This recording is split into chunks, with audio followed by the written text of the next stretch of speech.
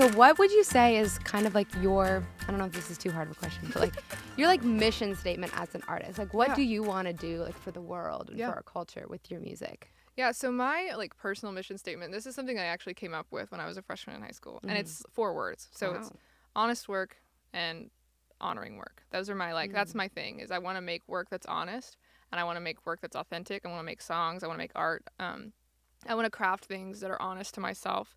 But I also want to make them honoring. And that means a lot. Honoring means a lot of things. It means honoring, obviously, unto the Lord, honesting to the life of Christ, but also honoring to myself and honoring to those who helped me create. So, honoring to my co-writers and honoring to my influences and, just work that's honest and work that reflects back to a greater purpose. And I think another part of who I am and what I love is it's the balance of beauty and truth, right? So this is something Jackie and I actually talk about all the time. This is something that Jackie and I have a lot of conversations about. But the truth, obviously, like being Jesus, Jesus is my truth. And so how do I balance that and have the beautiful intersection of creating beautiful art that is also honoring unto the Lord? And so I think that using beauty and truth to tell the story of the gospel, using beauty and truth to reach into hard places, that maybe aren't always talked about in songwriting, or just putting language to the way that people feel, putting language and putting song and melody to prayer and to heart cry, and things like that. But yeah, honest work and honoring work is my mission statement. And that's something that guides me every time I sit down to write a song, every time I sit down to have a conversation, every time I lead worship. That's what's kind of guiding me. So, I love it. Yeah.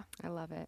And you obviously, I guess it's not obvious to everyone, but you have your worship music and you have your more like folk Americana music. Like, how do you reconcile those two in your life? Like, what's, I would say, like more important to you, more like the direction you're going? Sure. Yeah. That was actually, that intersection and that balance has actually been really difficult. If I'm being honest, it's been really difficult for me. Of course. It's like I have these, almost like, it's not like I have these two sides of myself, but for a long time I really struggled with, how can I be both at the same time? Can I be both at the same time? Because, a lot of the times our world is trying to say you can do one thing. Yep. And that's all you can do. But what I found was in the seeking was the Lord saying, you are all of the things. You can be all of the things that you are, and you don't have to be afraid of that. And so, I think they both play into each other a lot. Yeah. So sometimes I sit down to I write a lot of country music too. So I sit down at a country write and I'm like, wow, that's a worship melody that I just sang, But I do think that as an artist, I don't have to choose always. And I think that's a good thing. And obviously with our church, we release music under Bridges Nashville. So it's like not under my name specifically, which is great. So if you want to check it out, Bridges Nashville on Spotify, iTunes. But, it's a great ministry, and I've been really, really blessed to have the chance to lead people in worship for so long and with such a great team. But as an artist, I think the more folk Americana, but still like Christian music is definitely the direction I'm going. So, having the Christian lyric, but maybe not like a congregational type. So it's just like an art song almost, but that's Christian. And so I definitely think that's where I'm going as an artist personally.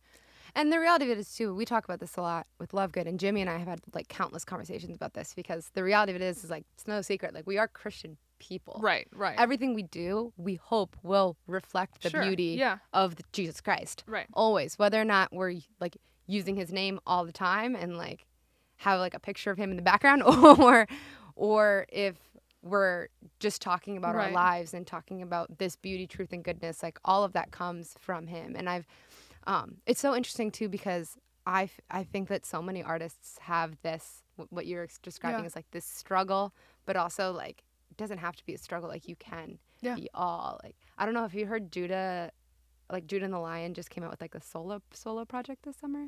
I think I did actually hear it. Yeah. Like recently. So he's doing like straight up worship music under just his name, Judah. I have heard that. And it's really good. It's beautiful. And to like hear that and then also to listen to like pep talks. Right. Of course.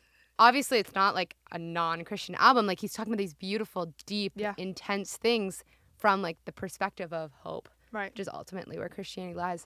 And so it's beautiful to see these artists really like riding that line, but also just like fully expressing who they are and not being afraid to live in both spaces. Yeah. And I mean, I have songs that aren't explicitly Christian. They never say Jesus. Even the Valley song doesn't actually ever say anything about Jesus, But it's my hope and it's my goal to make sure that with every song, regardless of of content that is being portrayed, you know, through it. And so, yeah, I definitely think that's a really great example of what he's doing. And so but yeah, it has been a really interesting experience for me to kind of live in both worlds, but it's something that I wouldn't trade for the world.